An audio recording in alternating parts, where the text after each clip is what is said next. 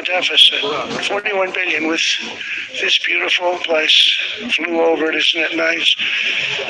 So I said, let's put a 30% tariff on them so that we get back some of it, not all of it at all. We still have a deficit, big deficit. We had 41 million.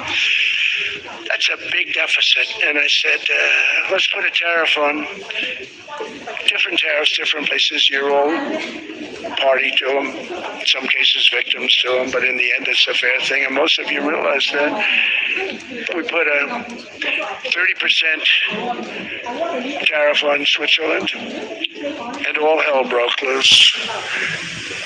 They were calling, like you wouldn't believe. And I know so many people from Switzerland, incredible place, incredible, brilliant place.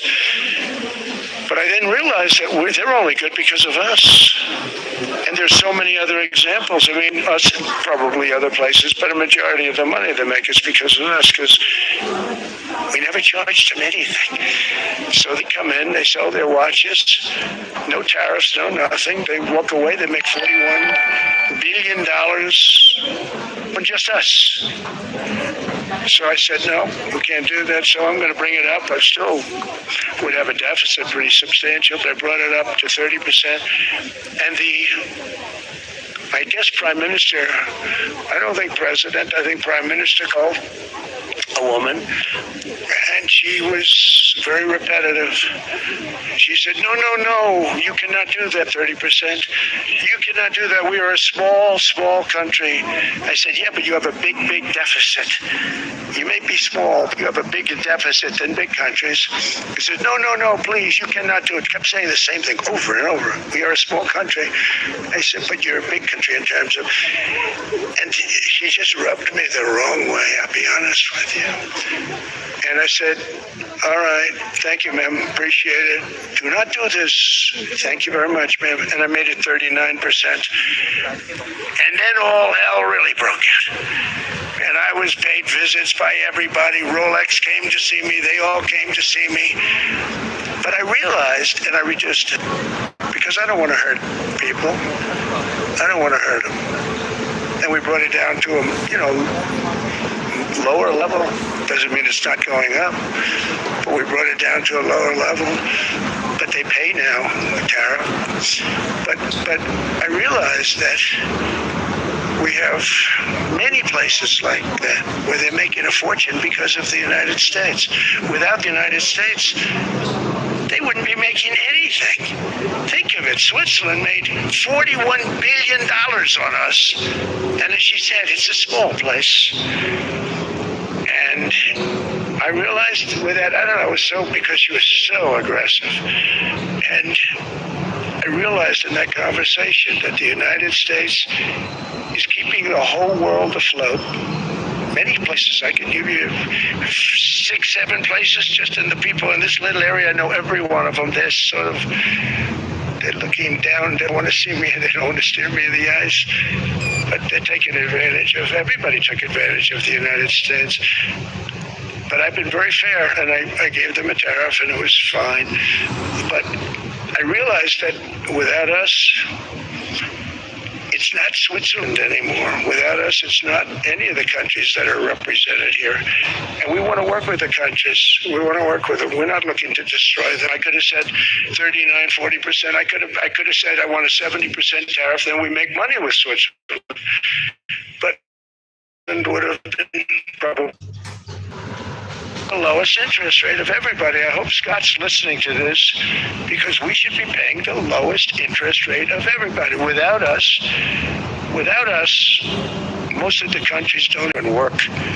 And then you have the protection factor. Without our military, which is the greatest in the world by far, without our military, you have threats that you wouldn't believe. You don't have threats because of us, but that's because of NATO. One other thing, and I have to say so importantly, in the old days, and I used to say I'm the youngest in the room. Now I'm among the older. I hate to say it. I don't feel old, but I'm among the older. But I remember not long ago, 20, 25 years ago, when good news came out about, let's say, the United States. The United States had a great quarter. The United States had a great month. All the stocks went up. And that's the way it's supposed to be. Now when they say the United States had a record quarter, it's unbelievable how well it's doing.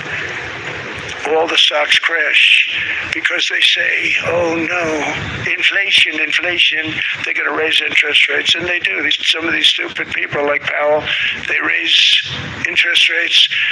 And what they do is they stop you from being successful. It used to be when we had a great quarter, a great month, great earnings, great anything, any good news, the stock market went up. That's the way it's going to be. We got to do that again because that's the way it should be. Now when we have a great month, they want to kill it. Like we did over 5%. People were surprised. We should do 20%. We could do 25%. When we announce good numbers, and the reason is they're so petrified of inflation. And growth doesn't mean inflation. We've had tremendous growth with very low inflation. In fact, growth can fight inflation, proper growth. So we want to get back to the days when we announce great numbers because we're going to be announcing phenomenal. You know, all these factories that are being built at record, thousands of businesses are being built right now. Remember, $18 trillion is invested. I think the second number is 3, and that was China many years ago. Investments in the country from outside. 18 trillion, nobody's ever seen. And that's money coming in and building things, factories. Thousands of businesses are being built. Thousands. Hundreds of big factories, car plants are moving back to the United States. They're coming in from Canada. They're coming in from Mexico, from Japan. Japan's coming in and building plants here in order to avoid tariffs. They're coming in from China. They're coming in from all over the world. We have more plants being built now, car plants, than we've ever had built, even in the heyday from the 1940s and 50s. And they're bigger. They don't use renovations anymore where they take an old plant, they rip it down, they build a brand new plant, super modern plant. But it's happening at levels that nobody's ever seen. In 2024, the U.S.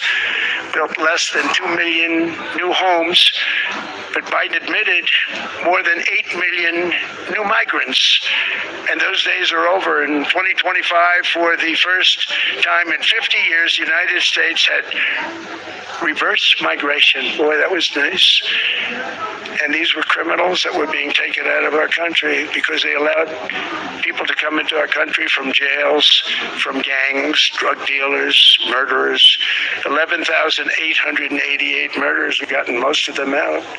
And then ICE gets beat up by stupid people from leadership in Minnesota. We actually are helping Minnesota so much, but they don't appreciate it. Most places do. You know, Washington, D.C. is the safest place now in the United States. It was a very dangerous place to walk, and now you can walk with your wife, your kids, right through the middle of the city. Right now, Washington, D.C. is as safe as it gets. It was one of the most unsafe. I had to admit, we sent in the military, the National Guard. Within 2 months, it was great. Within 3 months, it's like a really great place and a safe place and a beautiful place. It's even been cleaned up. The graffiti's gone. The fences are gone. We don't have to worry about fences anymore. All of the places, the grasses are cut and replaced with new grass in many cases. It's all going to happen in the spring. But Washington, D.C. is beautiful again, and it's safe. New restaurants are opening up. They were all closing. Now you can't get into a restaurant. Restaurants in Washington, D.C. are all opening. Memphis also. Memphis, Tennessee. New Orleans, Louisiana. We're there for 3 weeks. We've cut the crime down by 64%. Within another month, we'll have virtually no crime there. We can do that all over. We're going to help the people in California. We want to have no crime. I know Gavin was here. I used to get along so great with Gavin when I was president. Gavin's a good guy. And we're going to, if you needed it, I would do it in a heartbeat. I'd love to see.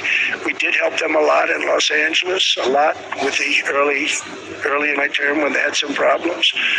But we would love to do it. I will say this, if I were a Democrat governor or whatever, I would call up Trump. I say, come on in, make us look good, because we're cutting crime down to nothing. And we're taking people out, career criminals who are only going to do bad things, and we're bringing them back to their countries.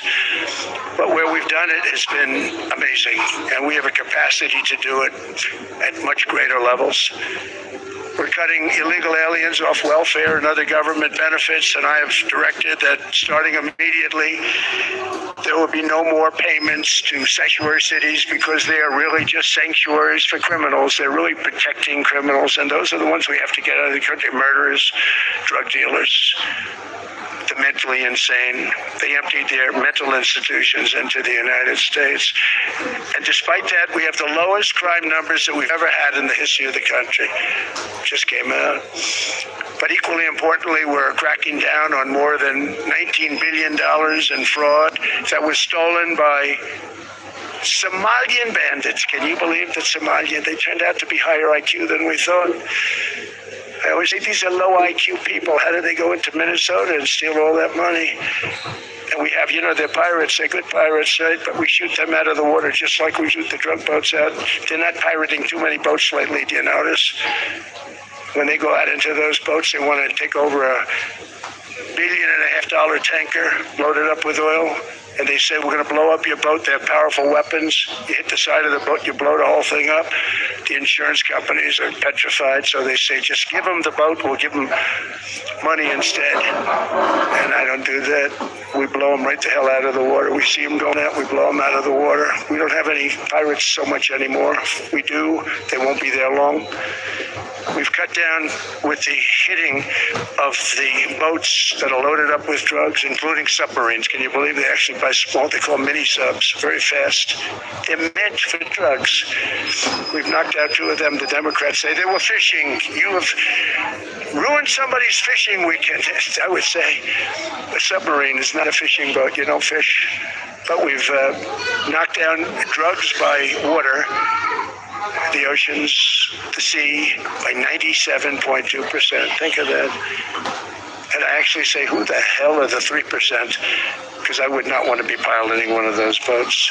We knocked them down, and now we're going to start on land. We're going to knock it all out. The land is the easy part. What we did on the sea is incredible, and that's our great military. The situation in Minnesota reminds us that the West cannot mass import foreign cultures, which have failed to ever build a successful society of their own. I mean, we're taking people from Somalia, and Somalia is a failed, it's not a nation. Got no government, got no police, got no military, got no nothing. And then we have this fake congressperson who they just reported is worth $30 million. You believe this? Ilhan Omar, talking about the Constitution that provides me. She comes from a country that's not a country, and she's telling us how to run America. She's not going to get away with it much longer, let me tell you.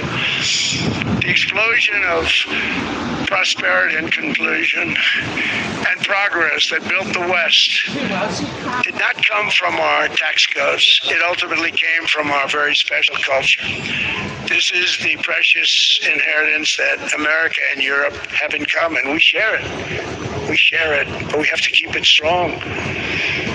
We have to become stronger, more successful, and more prosperous than ever. We have to defend that culture and rediscover the spirit that lifted the West from the depths of the Dark Ages to the pinnacle of human achievement. We live in an incredible, changing period. It's an unbelievable time, but we have to take advantage of the time that we're in. In our hands are technologies that our ancestors could scarcely have. I mean, they couldn't have even dreamt some of the things that